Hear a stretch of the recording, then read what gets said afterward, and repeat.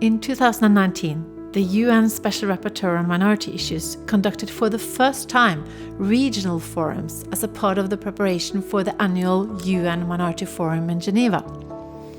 At these regional forums in Asia, Europe, and Middle East and Africa, he had dialogue with minority representatives, state representatives, and scholars, asking them how can the UN help protect the human rights of linguistic minorities in your region? I think one of the surprises that I have had is the emphasis that everyone has made on that this is an important issue for them. I think also what has surprised me is that this is not more widely recognized. There hasn't been within the UN system a huge amount of discussion on the significance of providing education in the language of minorities until this year. And so it surprises me to see that on the ground, whether it is in Europe, Asia, or Africa and the Middle East, there are so many people who say this is actually extremely important for us. And yet at the United Nations, perhaps we've been a bit slow to respond to that. So in a sense, I was surprised by the reality on the ground, where we emphasize that this is extremely important, and the fact that it has taken so long for us at the United Nations to actually respond or try to understand how we can actually better protect the rights of minorities in the area of their language and education.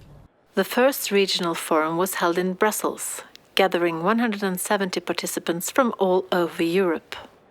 Among them were national minorities that have been victims of harsh assimilation policies in the past. The forum discussed various models that may help protect their right to learn and use their mother tongue in education, while also learning the official language. The focus under such an approach would not be on whether provisions are being formally fulfilled, but on whether the state practices and policies are actually producing the outcomes that they're meant to produce. In the case of minorities, it's fine that we have commitments, but when we take a look at policy, are minority languages actually being preserved and promoted? Even in rich countries like Sweden, we know that even when money is available, the will to promote minority rights is not existent.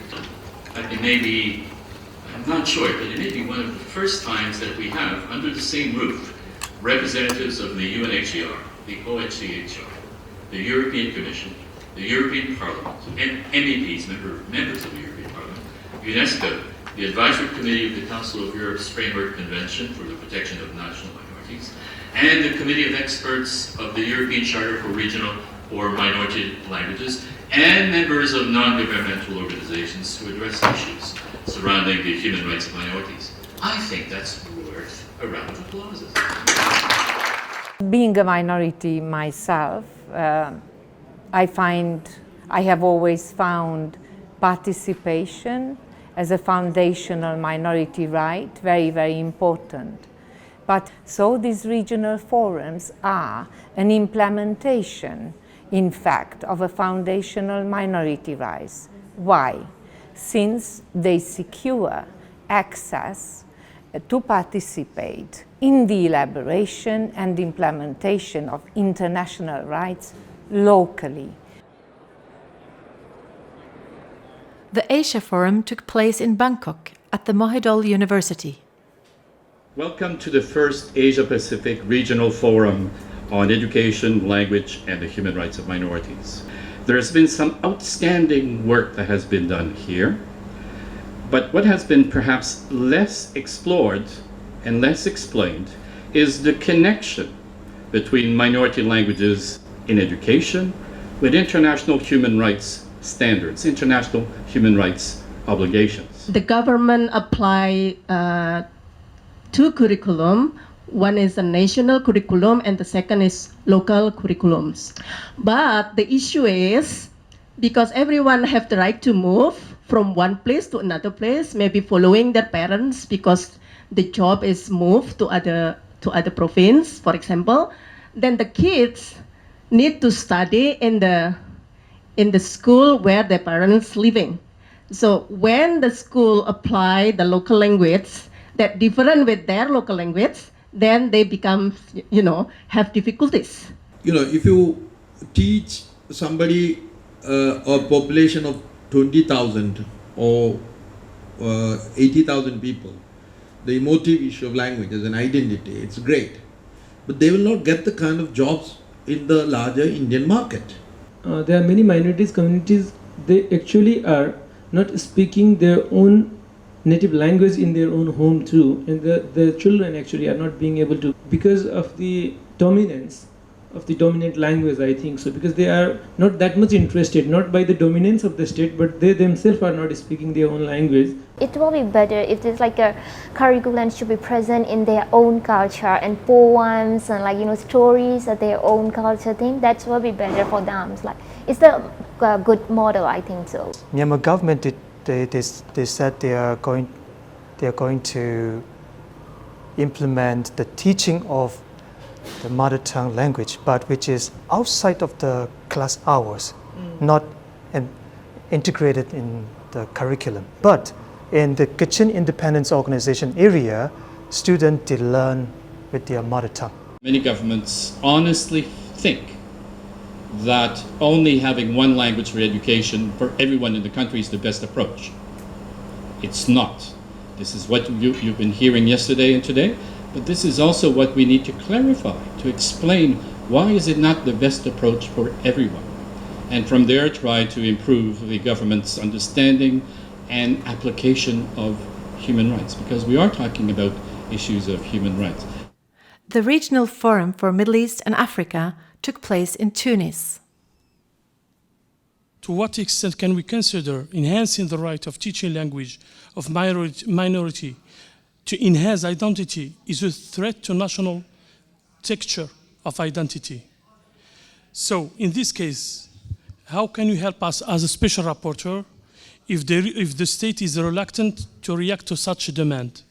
I think the way to answer that is to show in a positive way that in fact teaching in a minority language is an effective way of guaranteeing national unity. Now that might sound a bit strange, but let me explain.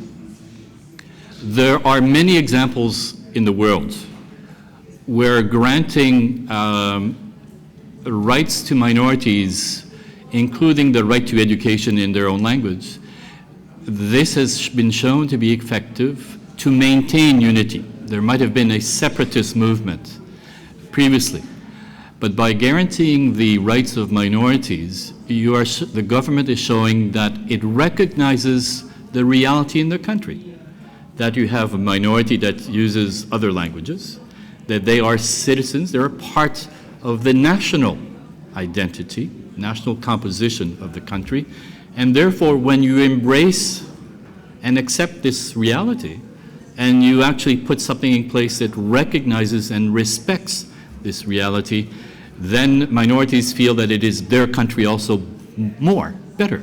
At these regional forums, the participants shared examples of good practices. They showed how the rights of linguistic minorities may be implemented in different ways in different contexts. Donc je vous laisse voir ce manuel scolaire de l'Institut royal de la culture Amazigh. Voilà, c'est un exemple. Donc les manuels scolaires, il fallait aussi élaborer les dictionnaires spécialisés, parce que vous savez, les langues orales, ils sont riches dans des domaines, mais pauvres dans d'autres domaines. Having this regional forum on minority issues in Tunisia is a good opportunity for all minorities, religious, linguistic and ethnic minorities, since the minority issue is not so highlighted in Tunisia. For me as Amazigh, and I belong to a linguistic minority and indigenous people at the same time, the theme of this forum, which is education, is so important for us, since there is no recognition of the language as a Tamazight language. Donc il est très important pour les enfants, les petits-enfants aujourd'hui, de connaître ou de parler cette langue dite maternelle, qui n'est ni écrite ni sauvegardée. Je parle des Amazighs ici en Tunisie. pour une identité qui est plurielle, mais qui existe, c'est pour leur propre identité. C'est très important de rendre ce qui est immatériel, matériel aujourd'hui. Que ce soit la langue, que ce soit le chant, que ce soit le théâtre, que ce soit toutes ces traditions devraient être au moins inscrites et ne pas rester dans l'immatériel. Some states claim that mother tongue education can be a problem for learning the official language. But is this the case? Those minorities who can study, live in their languages, in their own culture, will make for loyal citizens of the state, since they will have the foundations to study the language of the majority, not only the cognitive foundations, but also the motivation to be loyal citizens of a cohesive society. So, in general, what we saw, that there was a strong agreement that minorities need to learn the language of the majority. It is the minorities who are multilingual. At all the regional forums, the participants presented their recommendations on what needs to be done to ensure the linguistic rights in education. The forum we have in Geneva is a huge success, but we hear relatively few voices, especially from Africa and the Middle East. And so this is an opportunity for giving the voice, the possibility of presenting recommendations on the theme of the different thematic priorities to more and more minority groups around the world. And in all three of those counts, as a matter of fact, we've been successful, frankly, with these three regional forums, and I'm quite pleased with the results here in Africa, in Tunis. The next step is that it is hoped in 2020 we will be able to have a drafting committee or a group of experts working on preparing specific guidelines and a practical guide, if you will, on what are the human rights minorities in the area of education in relation to their language. So this is intended for governments, for civil society also, people who work in the area of the rights of minorities or minority organizations, and the general public, to actually raise awareness of what we mean by the human rights of minorities in education and language, how this is to be implemented, and specific guidance really for governments on what their obligations are and indications of good practices in how to implement that. For many, music is a way of both using and expressing their mother tongue. J'utilise la langue berbère dans mes chansons car je trouve la musique le moyen le plus facile pour comprendre ma langue, car quand j'étais enfant, je ne comprends pas. Alors la musique, elle aide moi pour comprendre ma langue.